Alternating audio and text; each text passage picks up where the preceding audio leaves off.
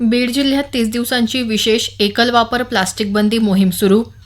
सिरसाळा इथं जलवृक्ष समृद्धी अभियानाचा प्रारंभ आणि जिल्ह्यातल्या 6ही विधानसभा मतदारसंघात स्थानिक आमदारांच्या उपस्थितीत विकास कामांसह विविध कार्यक्रम.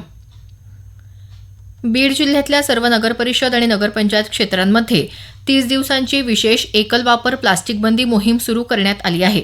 या मोहिमेचं उद्घाटन पर्यावरण मंत्री पंकजा मुंडे यांच्या हस्ते झालं. जनजागृती, तपासणी, दंडात्मक कारवाई आणि प्लास्टिक मुक्त शहर उपक्रम अशा टप्प्यांमध्ये ही मोहीम राबवण्यात येणार आहे. विशेष संक्षिप्त मतदार यादी पुनरीक्षण अभियानाला बीड तालुक्यात शहर आणि ग्रामीण भागातून उत्स्फूर्त प्रतिसाद मिळत आहे.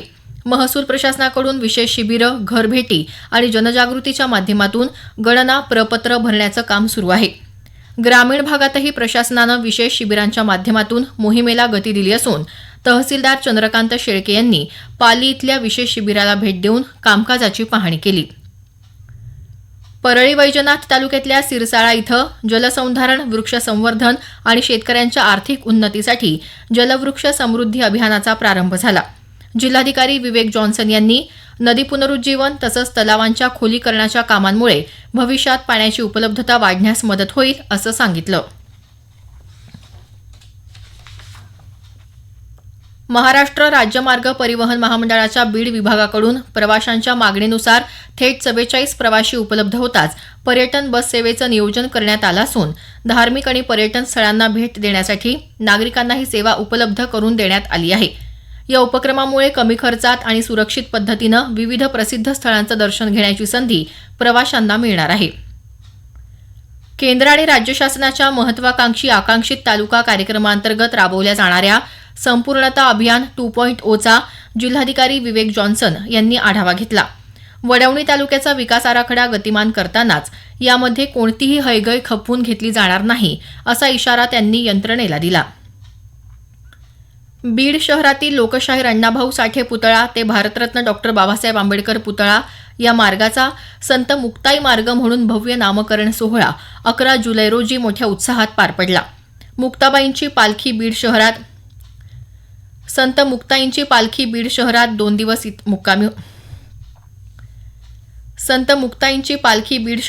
दिवस मुक्कामी होती. याच पार्श्वभूमीवर बीड नगर परिषदेनं सर्वपक्षीय आणि सामाजिक संघटनांच्या सहमतीनं हा ऐतिहासिक निर्णय घेतला होता.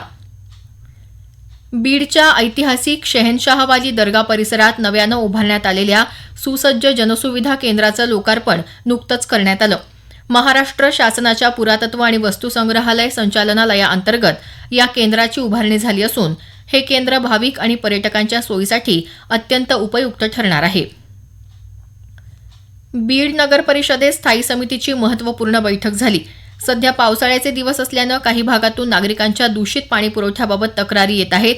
याची अत्यंत गंभीर दखल घेत प्रशासनानं तातडीनं आवश्यक त्या सर्व तांत्रिक सुधारणा कराव्यात आणि बीडकरांना स्वच्छ, शुद्ध आणि वेळेवर पाणी पुरवठा करावा अशा सूचना नगराध्यक्ष प्रेमलता पारवे यांनी दिल्या.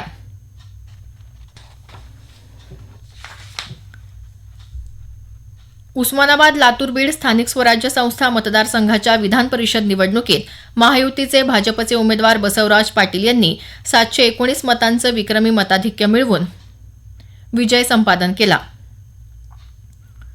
त्यांनी महाविकास आघाडीचे काँग्रेस उमेदवार महेश देशमुख यांचा पराभव केला. उस्मानाबाद, लातूर, बीड स्थानिक स्वराज्य संस्था मतदारसंघाच्या विधान परिषद निवडणुकीत महायुतीचे भाजपचे उमेदवार बसवराज पाटील यांचा विजय झाला. त्यांनी महाविकास आघाडीचे काँग्रेसचे उमेदवार महेश देशमुख यांचा पराभव केला. बीड जिल्ह्यातल्या 6ही विधानसभा मतदारसंघात स्थानिक आमदारांच्या उपस्थितीत विकास कामं, पावसाळ्याच्या पार्श्वभूमीवर आढावा बैठका आणि विविध कार्यक्रम घेण्यात आले. आमदार संदीप क्षीरसागर यांनी बीड शहरासह ग्रामीण भागातल्या रखडलेल्या पाणीपुरवठा योजना आणि रस्त्यांच्या कामांची पाहणी केली.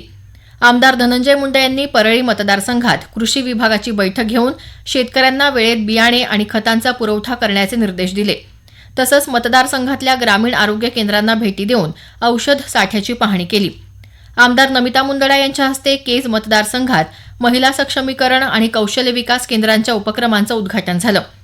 आमदार विजयसिंह पंडित यांनी गेवराई मतदारसंघातील विविध रस्ते खडीकरण व डांबरीकरण कामांची पाहणी केली. आमदार प्रकाश सोळंके यांनी माजलगाव आणि धारूर भागातील सिंचन प्रकल्पांची पाहणी केली. धरणातील पाणीसाठा आणि कालव्यांच्या दुरुस्तीबाबत त्यांनी जलसंपदा विभागाच्या अधिकाऱ्यांसोबत महत्त्वपूर्ण आढावा बैठक घेतली. आमदार सुरेश धस यांनी आष्टी, पाटोदा, शिरूर भागातील दुष्काळी गावांसाठी राबवण्यात येणाऱ्या पाणी योजनांची पाहणी केली. राज्यातील ऊसतोड कामगारांच्या कल्याणासाठी आणि त्यांना विविध शासकीय योजनांचे लाभ मिळवून देण्यासाठी राबवल्या जाणाऱ्या ओळखपत्र वितरण प्रक्रियेला आता गती देणं गरजेचं आहे. तरी जिल्ह्यातल्या ऊसतोड कामगारांची नोंदणी तातडीनं आणि अचूकपणे पूर्ण करावी असे निर्देश समाज कल्याण आयुक्त दीपा मुधोळ मुंडे यांनी दिले आहेत. जिल्हाधिकारी कार्यालयात ऊसतोड कामगारांचं सर्वेक्षण करून त्यांना ओळखपत्र वितरित करण्याबाबत आयोजित बैठकीत त्या बोलत होत्या. रोटरी क्लब ऑफ बीडच्या वतीनं जिल्हा कारागृहात सेवेची थाळी उपक्रमांतर्गत ताट आणि वाटीचं वितरण करण्यात आलं. जिल्हा कारागृहातील कैद्यांच्या दैनंदिन गरजांची पूर्तता करण्यासाठी सामाजिक संस्थांनी पुढाकार घेणं आवश्यक असल्याचं जिल्हा कारागृह अधीक्षक रामराव चांदणे यावेळी म्हणाले.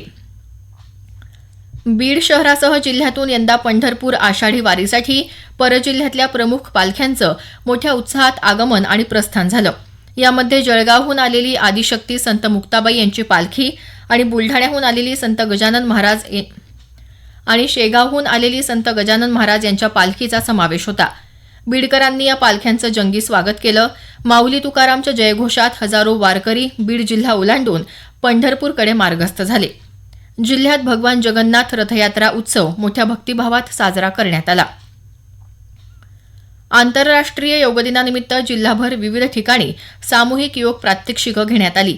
जिल्हास्तरीय मुख्य कार्यक्रम बीड इथं जिल्हाधिकारी विवेक जॉन्सन यांच्या प्रमुख उपस्थितीत पार पडला.